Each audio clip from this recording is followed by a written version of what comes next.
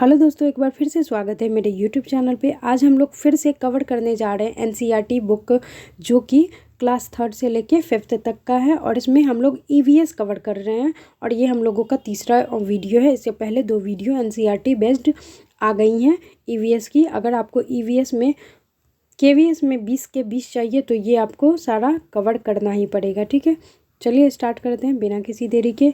और हाँ, ये सिर्फ ईवीएस केवीएस के लिए ही नहीं है, बल्कि ये आपके सीटेट के लिए भी है। और बीएड एंट्रेंस एग्ज़ाम आप देते हैं या डीएलएड एंट्रेंस एग्ज़ाम, कोई भी एंट्रेंस एग्ज़ाम देते हैं या कोई भी लेवल का एग्ज़ाम देते हैं, तो वहाँ से आपके ईवीएस के जो क्वेश्चन बनते हैं तो यहाँ से भी आते हैं। तो इसी को ध्यान में रख के ये वीडियो बनाया गया है, ताकि आपको प्रॉफिट मिले, चाहे किसी भी एग्ज़ाम में हो।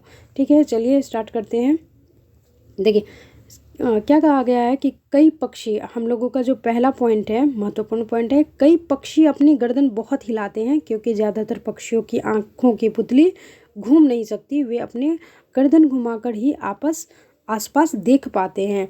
आपसे प्रश्न बनेगा कि जो पक्षी होते हैं वो क्यों गर्दन हिलाया करते हैं। तो क्यों गर्दन हिलाया करते हैं? आसपास की वस्तुओं को देखने के लिए वो गर्दन हिलाते हैं।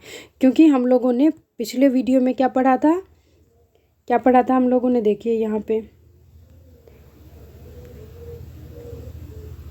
देखिए, ज़्यादातर पक्षियों की आंखें सिर के दोनों तरफ होती हैं। वह एक ही समय पर दो अलग अलग चीज़ों पर रख सकती हैं, ज़्यादातर पक्षियों के। लेकिन कुछ ऐसे पक्षी भी होते हैं जिनकी, हम लोग क्या करते हैं, कौवे को देखते हैं तो कौवे की आंखें लगते रहता है एक ही तरफ है, लेकिन ऐसा नहीं है, दोनों तरफ होते हैं। वो गर्दन हिलाते हैं, इसलिए हिलाते हैं कि वो गर्दन घुमाकर अपने आसपास की सभी वस्तुओं को अच्छे से देख सके। अगला पॉइंट है हम लोगों का,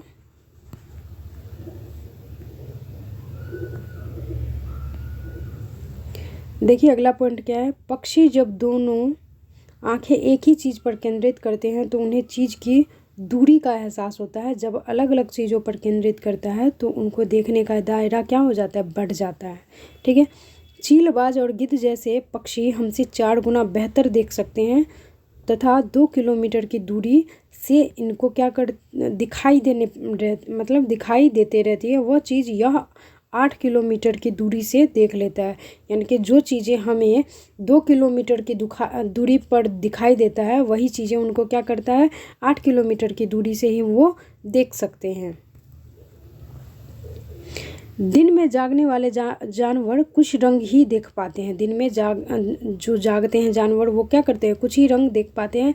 और रात में जागने वाले जानवर हर चीज़ को सफ़ेद और काली देखते हैं।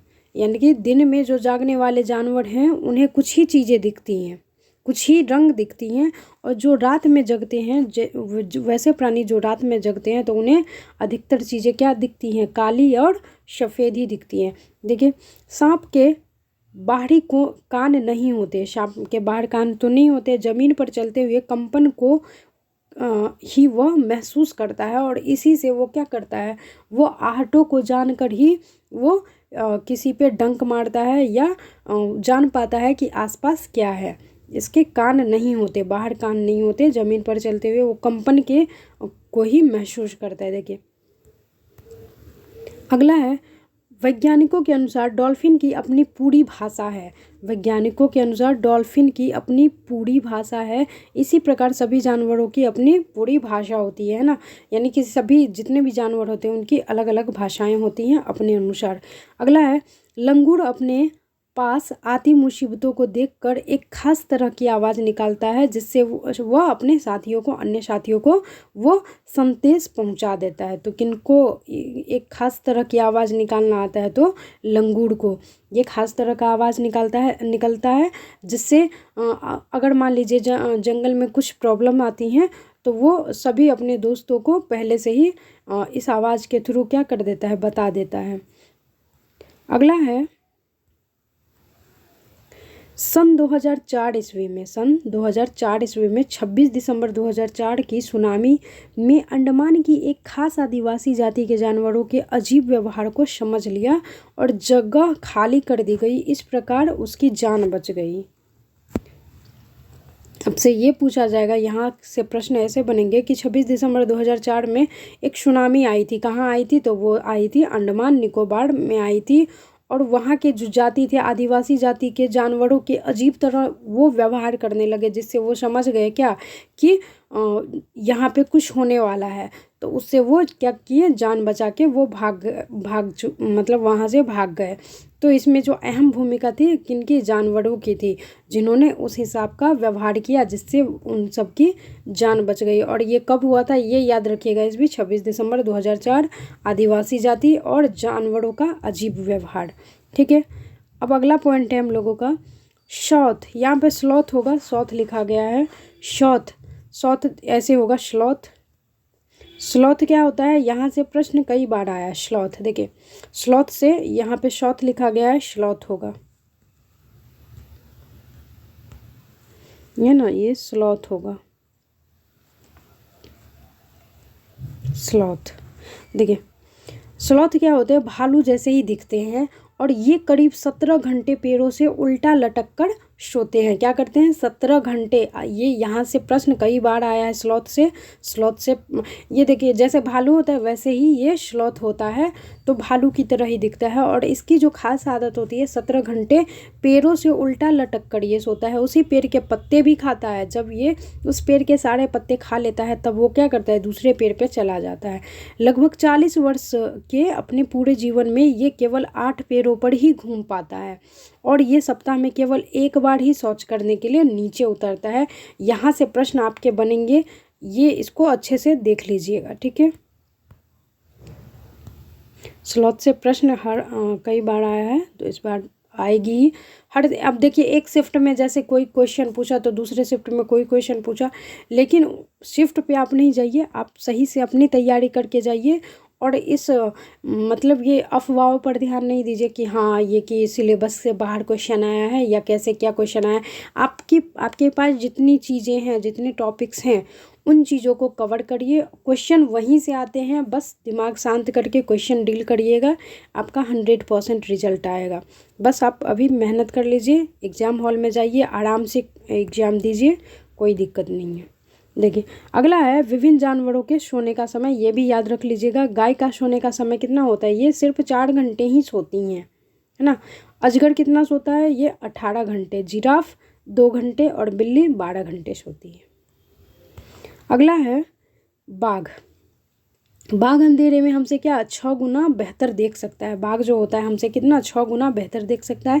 वह आवाज़ बदलता है, गुस्से की अलग बाघिन को बुलाने के लिए अलग मूछें हवा में हुए कंपन को भांप लेता है। मूछें क्या करता है? हवा में जो कंपन रहता है उसको भांप लेता है और उनको शिकार की सही स्थिति का पता चल जाता है मूछें से, है ना।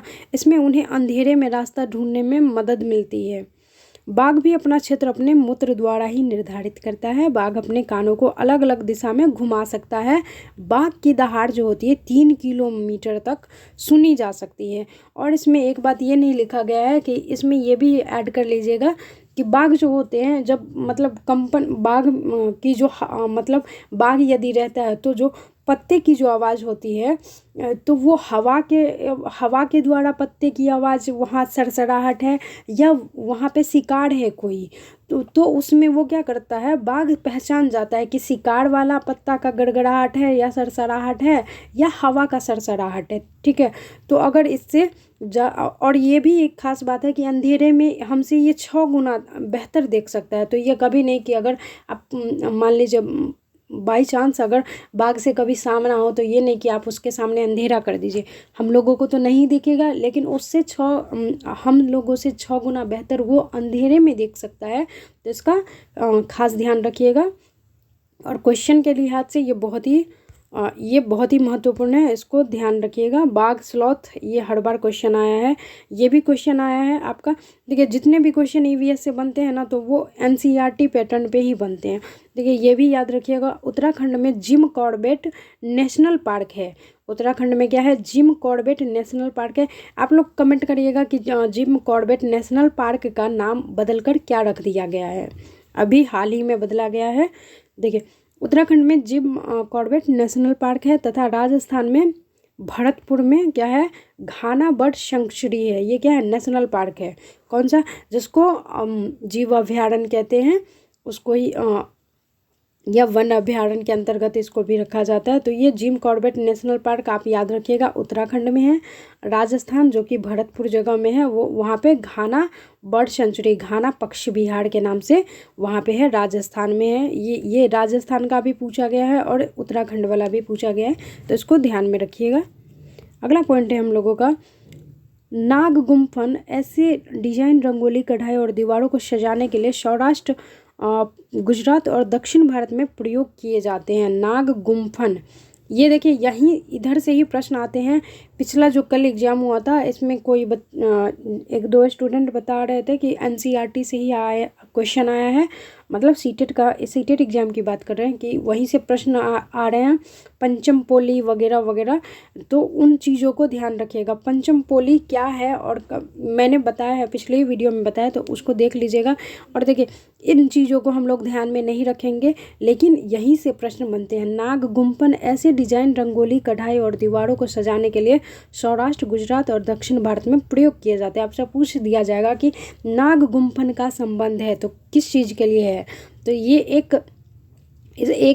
एक प्रकार का डिजाइन है या रंगोली कढ़ाई कह सकते हैं। यह एक प्रकार का डिजाइन या रंगोली कढ़ाई है जिसका प्रयोग क्या करते हैं, दीवारों को सजाने के लिए किया जाता है। और इसका प्रयोग सौराष्ट्र में भी होता है, यानी गुजरात, सौराष्ट्र और दक्षिण भारत में भी ये अधिकतर प्रयोग किए जाते हैं। अगला पॉइंट है हम लोगों का, कालबेलिया सपेरों की एक जाति होती है। ये सपेरों की जाति होती है, तो कालबेलिया याद रखिएगा। तथा राजस्थान के कालबेलिया नाच में भी सांप की मुद्रा होती है। तो आपसे पूछ दिया जाएगा कि कालबेलिया होती है तो क्या होता है, तो ये एक सपेरे की जाति होती है और ये एक प्रकार का नृत्य भी होता है, यानी कि सांप जैसी मुद्रा बना के वो सब क्या करते हैं, डांस करते हैं राजस्थान में। ठीक है, याद रखिएगा। अब है बीन, तुम्बा, खंजरी और ढोल वाद्य यंत्र है। बीन, तुम्बा, खंजरी और ढोल क्या है, वाद्य यंत्र है। ढोल के अलावा तीनों बाजे सूखी लौकी से बनाए जाते हैं, ये भी याद रखिएगा। देखिए आपसे पूछ दिया जाएगा कि बीन, तुम्बा, खंजरी किन चीज़ों से बने यंत्र है, तो कौन से यंत्र है, तो सबसे पहले तो ढोल वाद्य यंत्र है ना। और किन चीज़ों से बनाया जाता है, तो ये सूखी लौकी जो होती है उससे बनाया जाता है। ठीक है, अब अगला है, हमारे देश में पाए जाने वाले सांपों में केवल 4 तरह के ही सांप जहरीले होते हैं। पहला है नाग, कड़ैत, दुबैया और अफाई। नाग, कड़ैत, दुबैया और अफाई, ये 4 तरह के ही सांप हैं जो जहरीले होते हैं। सांप के 2 खोखले क्या होते हैं, जहर वाले दांत होते हैं, जो व्यक्ति के शरीर में जहर फैलाता है। ठीक है, देखिए 4 ही तरह के हम लोगों के, मतलब यहाँ क्या होता है, यहाँ हमारे देश में 4 तरह के ही नाग ऐसे होते हैं जो क्या होते हैं, जहरीले होते हैं सांप। तो इसमें नाग है, कड़ैत है, दुबैया है और अफाई है। बाद बाकी कोई जहरीला सांप नहीं होता है, हम लोग ऐसे ही डरते रहते हैं, लेकिन मुख्य ये 4 ही तरह के होते हैं जो जहरीले होते हैं। और ये क्या करते हैं, सांप के 2 खोखले जहर वाले दांतों में व्यक्ति के शरीर में ये जहर फैलाता है। ठीक है, तो ये थी एनसीईआरटी की कुछ चीज़ें और जो बहुत ही महत्वपूर्ण थी। आगे हम लोग जल्दी कवर करेंगे, एनसीईआरटी का जल्दी कवर कर लेते हैं ताकि आप लोगों का जो बाद बाकी का सब्जेक्ट है वो भी कंप्लीट किया जाए। चलिए मिलते हैं अगले वीडियो में, तब तक के लिए धन्यवाद, नमस्ते, जय हिंद।